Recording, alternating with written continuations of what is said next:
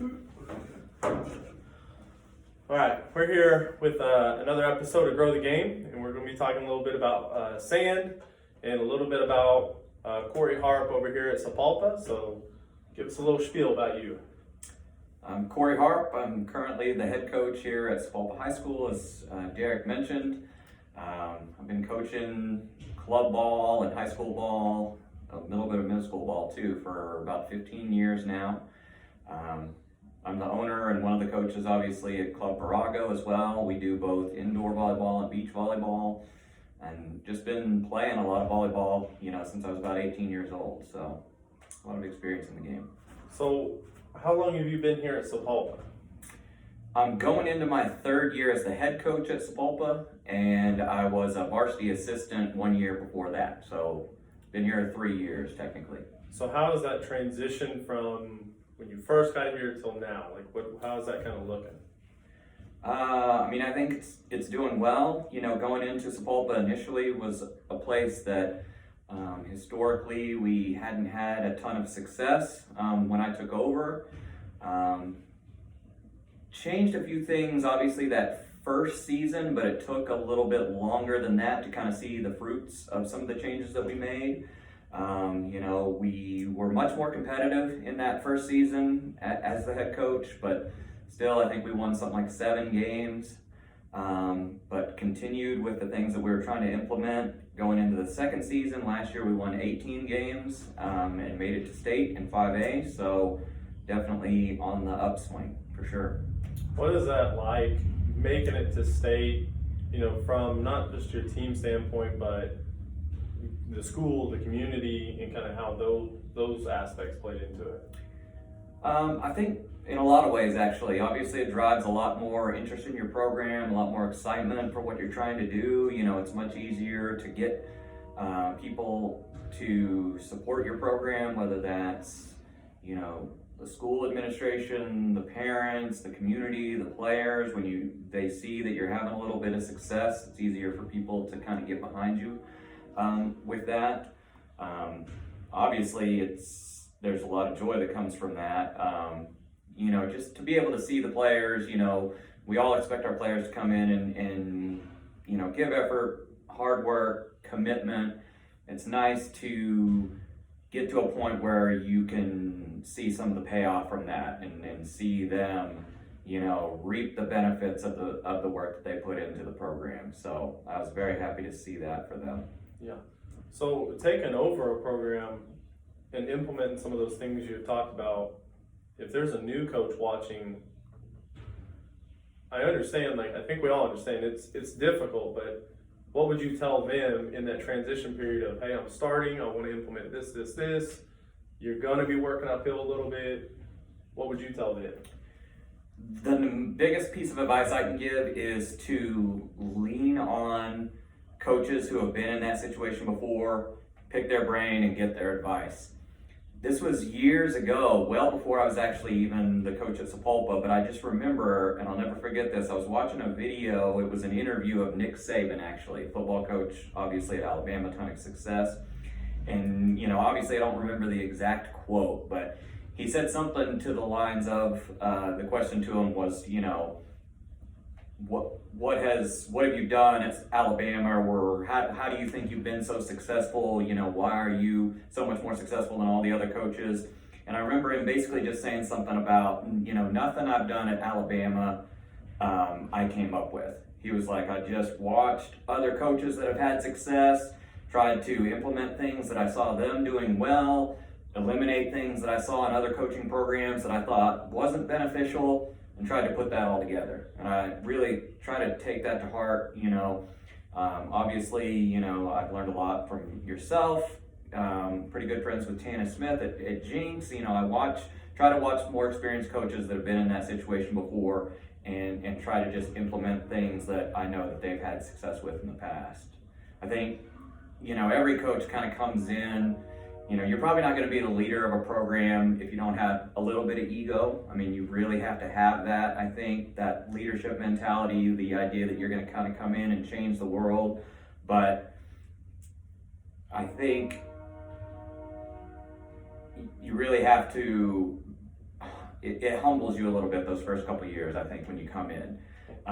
Everybody thinks they're just going to come in and like, I have all this experience, like I have all these great ideas, they're all going to work perfectly, I'm just going to, do things my way and it's going to be super simple. You find out really fast that not everything you try is going to work, and you really get to the point where you start finding out, hey, let me take a little advice from people that have been there before and done some things that have worked and try to implement those things rather than just trying to reinvent the wheel all the time. I mean, there's a reason why certain things are successful, why certain coaches are successful. And so the more you can take from that into your program, it'll really kind of speed up the process.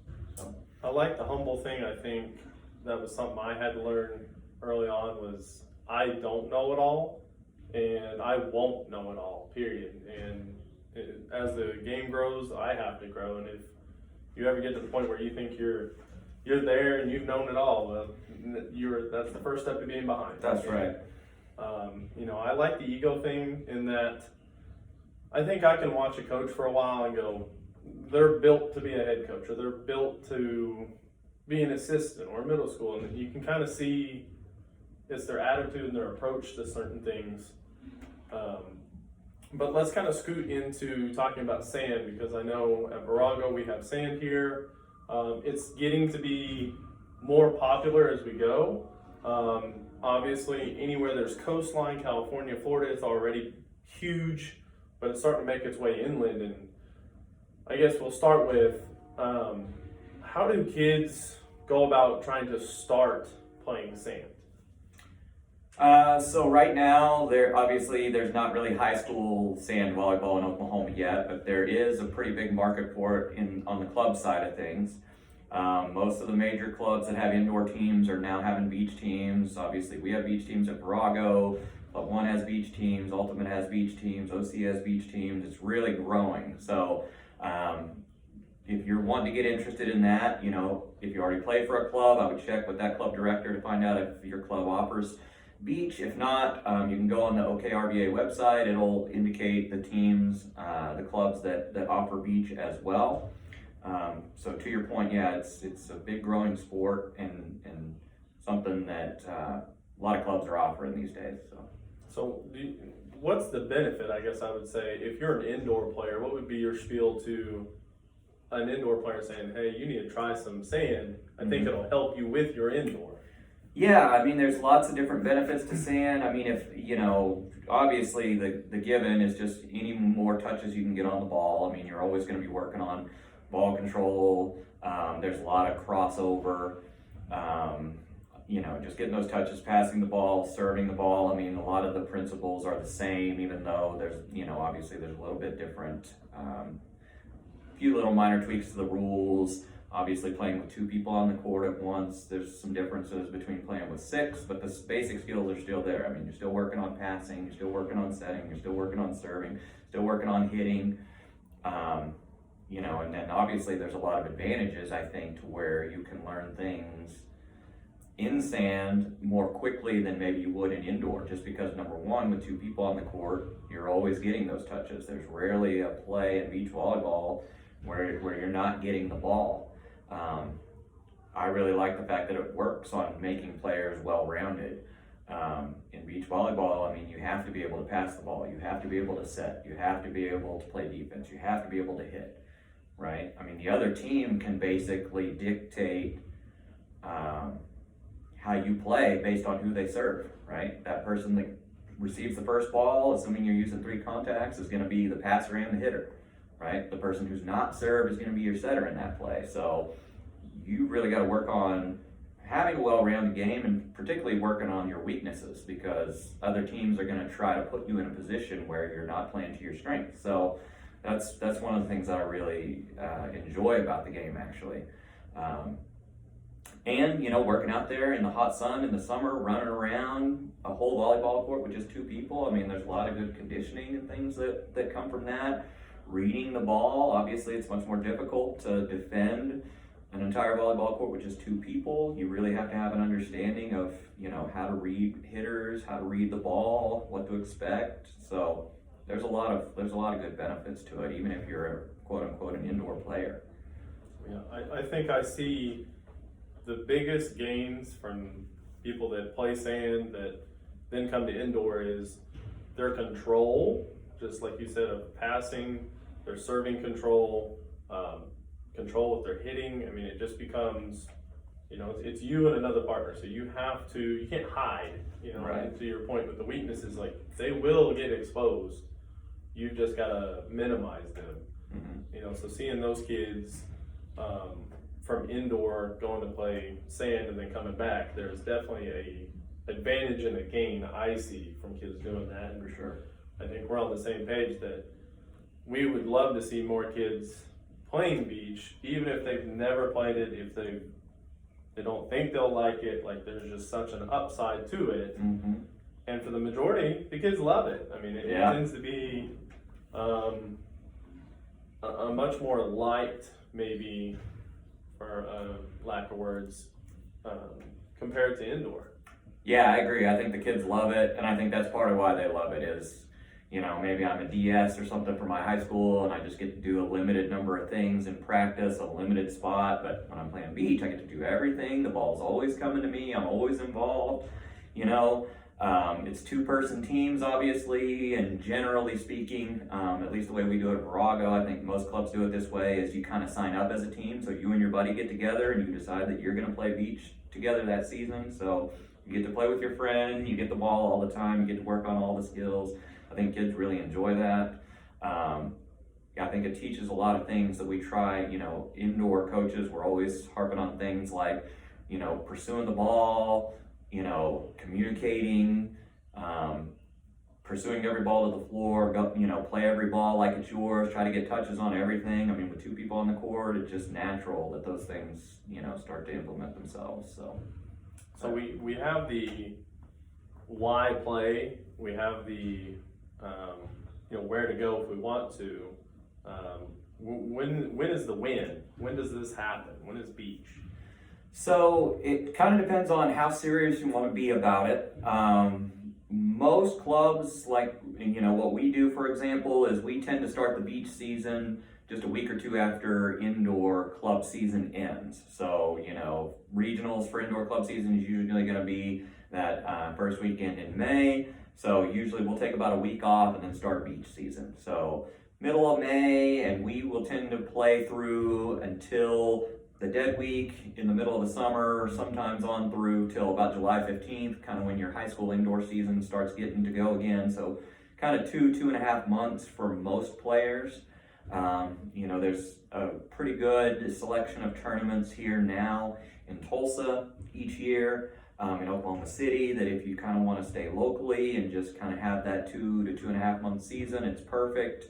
But if you want to get more serious about beach volleyball, I mean, there's tournaments starting as early as March, as soon as it basically starts to get warm enough to play all over the country. If you want to travel and play and kind of get more serious, and we're starting to get to a place in Oklahoma where there are players like that. Players that either, if they're not fully dedicated just to beach volleyball, or at least getting to the point where beach volleyball is my main sport and I just play indoor because that's the only thing available to me when beach isn't going on. We're starting to get to that point for some kids.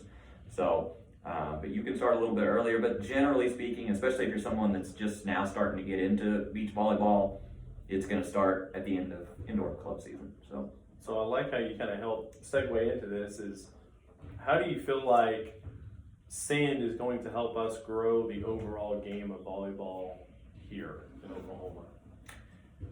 A couple of different ways. I think to some of the things we've talked about, it provides kind of a fresh, fun way of playing, I think, to some players that may not be immediately drawn to the indoor game. It's outside, it's out in the sun, you're playing with your friend, you're super involved. I think especially for young kids, that's exciting to them. Beach volleyball tends to have a little bit more of a relaxed kind of environment, I guess, especially when you're starting out. You don't have to try out, you don't have to make a team, it's just you and your buddy, you sign up, you play, you have fun, see how you like it. So I think that really helps. Anytime you can keep your kids, I know there's pros and cons to this. We could have an endless debate about should kids be, taking time off or playing all year round and being multi-sport and that kind of thing. But the more volleyball that's offered, the more people that are going to play and the more they're going to be engaged, I think. So just having that, kind of bridging that gap between, you have high school season, but when that ends, indoor season starts right away, indoor club season. Now with beach volleyball, you kind of bridge that gap between the end of indoor club season and the beginning of the high school season, where there's really options for kids to play all year round. So just any more availability is always going to help the sport. Right, and to help with that, I think just because there's opportunities doesn't mean we're saying every kid has to play every club indoor. Right. But they don't have to do that, but there's at least options. Mm-hmm. I know we've talked about little leagues being something I think that can really push our sport into kind of another level of having, between 5 and 10-year-old kids start getting those touches, start being exposed to the game, and Mm-hmm. where do you see that falling into growing this? It kind of goes both ways with beach volleyball, especially when you talk about the really young kids. Now, on the positive side, kind of like I mentioned before, it's fun for them to just sign up with their friend and not have to try out and go out and just run around on the sand in the summer and have a good time. On the flip side of that, obviously I would say it's more difficult than indoor volleyball is. You've got a bigger area to cover. It's harder to move in the sand. It's harder to jump in the sand. So when you really are talking about those really young kids, to your point, those 5, 6, 7, 8, 9, 10-year-olds, sometimes it can be a little bit more difficult for them. But the other side of the coin is, even if they're not maybe getting all the technical aspects of it, they're not able to execute all the skills. Kids that age, I've found, just enjoy the fact that they're being outside and running around. It's, kind of like when you start a 3-year-old in soccer. It's just a bunch of running up and down the grass outside. There's not a whole lot of technical skills and goal scoring. It's just something fun and energetic to get them involved in. So I think beach is a perfect opportunity for that, to just have some fun, get some exercise, get some interest in the sport. How do you feel like if we offered more BABC type indoor leagues, how do you feel like that would help the game? I think that's definitely the number one opportunity for volleyball in Oklahoma, is to find ways of getting kids exposed to the game at an earlier age, for sure. I know at sapulpa, some schools have volleyball starting a little bit younger. We don't start volleyball until 7th grade. You find a lot of kids at that point, once you get to 7th grade, have already been playing basketball for 3 or 4 years, or soccer for 3 or 4 years, softball, whatever the case may be. They're not really even exposed to volleyball until they're 11, 12, 13, 14 years old. So anything that we can do to try to get those kids at a younger age, especially 5th and 6th graders, but a lot of times even younger than that, exposed to the game, excited about the game, thinking of themselves as volleyball players, I'm 100% behind that. It's great what's going on with BABC. I think they're doing a great job of that. I think 918 volleyball does a good job of that too, with the really young kids. We need more of that for sure. So kudos to them, and it'd be great to see more of that kind of stuff pop up. Yeah, I think, you look at your schools and they got 4th grade, 5th grade, 6th grade football teams. If they had volleyball teams that weren't necessarily the school team, but they were doing, playing sapulpa 5th grade, and that would be huge. And same way with the BABC 918, they do a great job, and it gets those kids already going into this sport and helps them start to fall in love with it quick. And absolutely. It's statistically the fastest growing sport in the world right now. That's right. It's just it's a sport that's taken off, and that we need to help spur the growth. I think we're all in agreement there is growth. It's just how do we expedite it or continue it? And I think that's starting to scoot into the younger age is going to be huge for that. That's right. Fastest growing, and it's soon to be the number one sport for girls. I firmly believe that. So I think getting the kids off, interested in the sport at a younger age, and also just understanding all the opportunities that are out there as well for them later on in the game is really critical to getting Oklahoma volleyball where we all want it to be. I think another huge thing is getting these schools that are plenty big enough to have the ADM to support it. I mean, I know when I was out in West Oklahoma City, and we would be playing teams like Eric Sweetwater, who has an ADM of 30 kids or something crazy. They've got a team. But you look at Guthrie, who's got an ADM of almost 1,000 kids in their high school, or Pryor or Miami, or some of these rather large schools. I think when we start scooting into that, I think you'll start to see more club, you'll start to see more opportunities. But I think the limiting factor is coaches. It's just not having coaches for these programs. And what do you suggest, or maybe how do you see us being able to fix that problem? Yeah, I definitely agree with that. I think that's part of the issue. I think that is part of the issue why there's not a lot of really young kids programs like BAVC, like 918. I think that's probably the biggest limiting factor is you need more and more coaches that are willing to do that. That's a tough one. I don't really necessarily have a good answer for you. I think what we can do definitely is to continue to try to cultivate that passion for the game in all the kids that come through our program.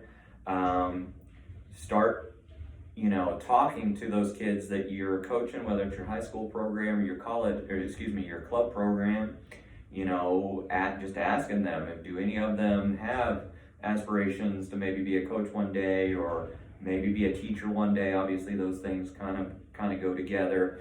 I've seen some of the clubs kind of get into the habit of having some of their older players be assistant coaches on some of their younger teams. I think that's great. But I think a lot of the kids that I talk to, I've mentioned it to a couple of my kids here at Sapulpa, and it's almost as if the thought never occurred to them, like I could be a coach, that could be something that could be interesting to me. So I think just cultivating that, like I said, passion for the game and that idea that is an opportunity for you that's out there with the kids that we coach, I think is definitely an opportunity for all of us.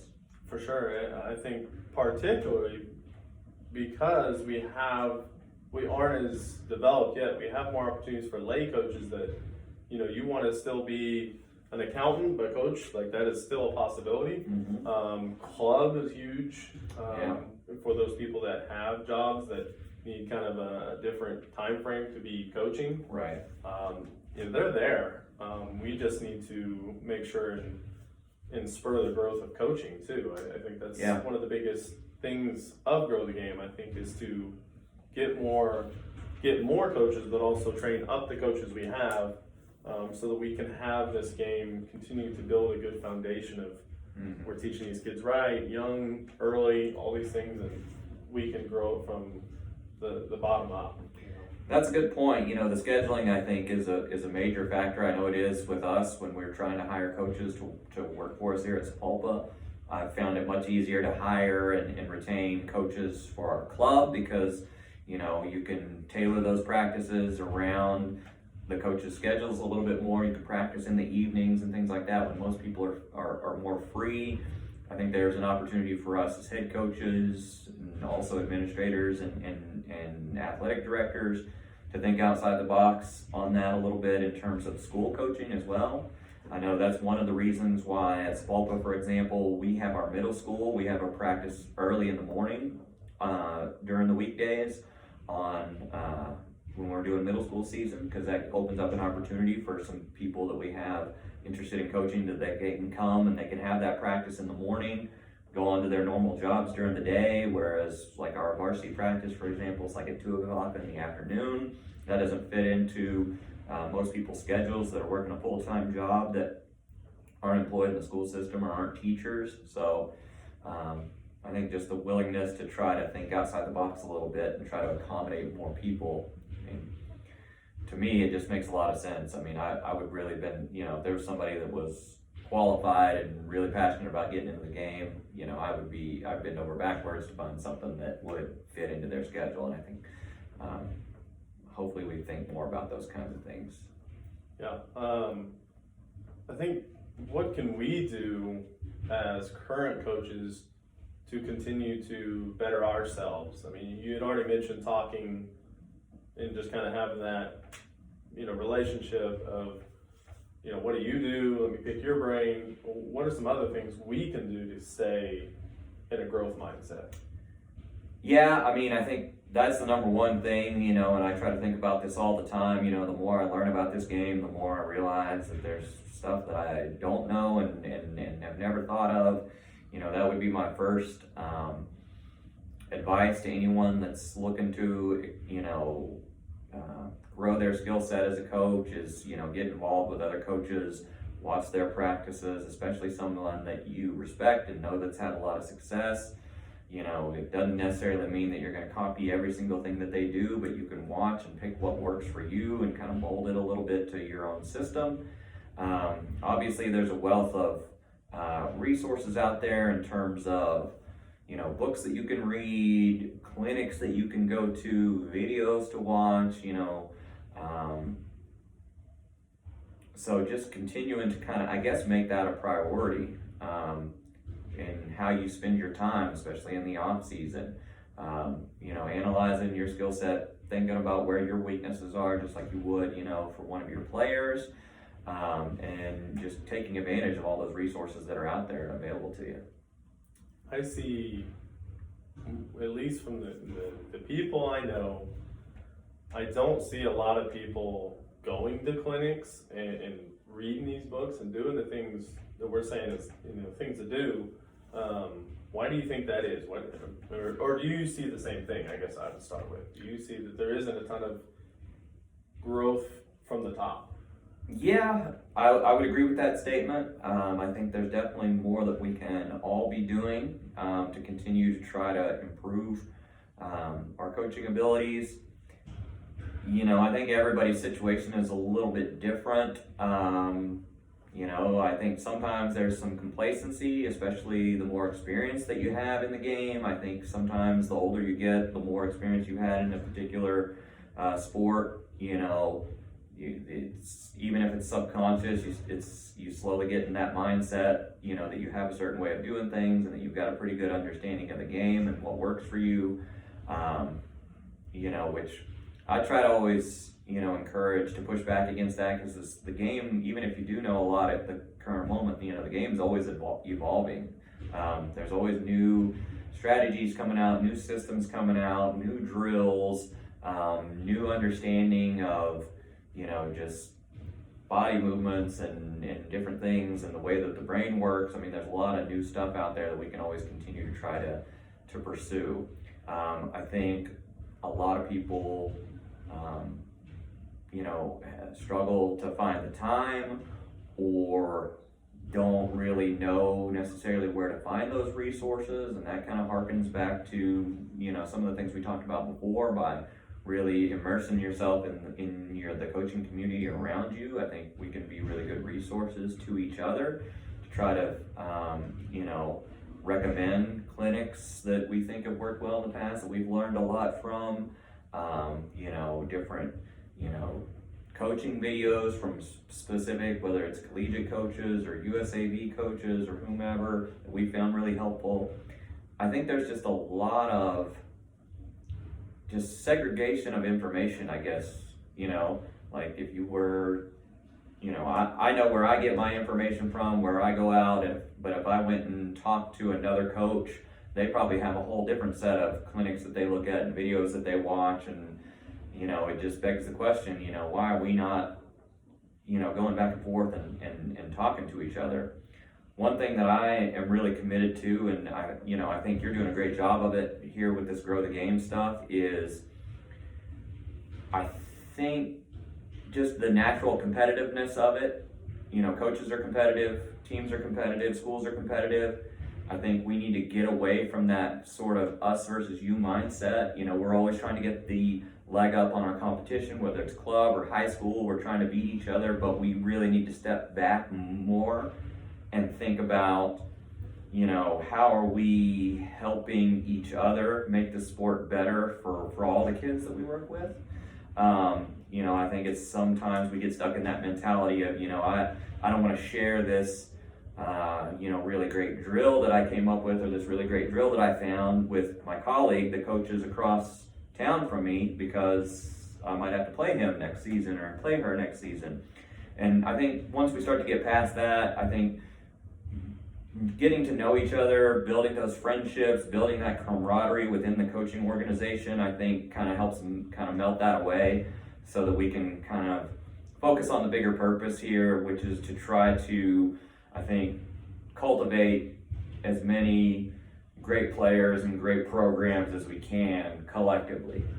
So here's kind of a double-edged sword of, do you think if we hosted more smaller coaching clinics, so it's not just all these go to Houston or Chicago, if we hosted more of those, do you think that would get more people out? Or because that isn't AOC and it's not gold medal square, that then people wouldn't go to them?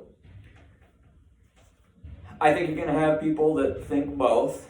I would definitely want to pursue that. I mean, I'd be 100% behind that. I think sometimes incorrectly, we do have that sort of notion that, I have to, in order to learn something, I have to go to the top. I can only learn something from the USAB national coach, or I've got to listen to Russ Rose at Penn State in order to learn something, when really you could probably go 10 miles across town and learn something from a coach. I've even found myself doing that. Obviously, I won't throw any names out there necessarily, but there's been times I know when I've watched a coach practice, and I've even thought to myself, like, I would not do 90% of what this person is doing, but this one thing I saw in their practice, like, man, that one drill, that was a really good drill. I'm going to definitely put that in my, in my arsenal, or in my little book that I have, where I write stuff like that down.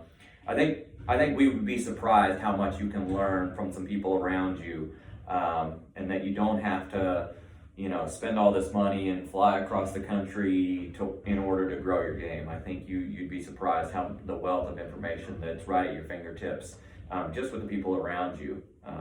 So I would certainly encourage more of that.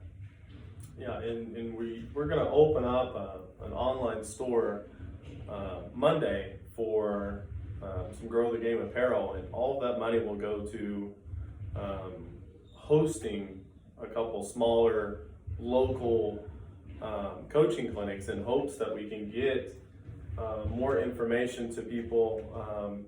I really love middle school coaches. I hardly ever see programs send their middle school coaches, or get those people who are feeding your program the information. I mean, be able to build them up, because I think, as we've said in multiple interviews, middle school coaches are some of the most important Definitely keys to the high school program.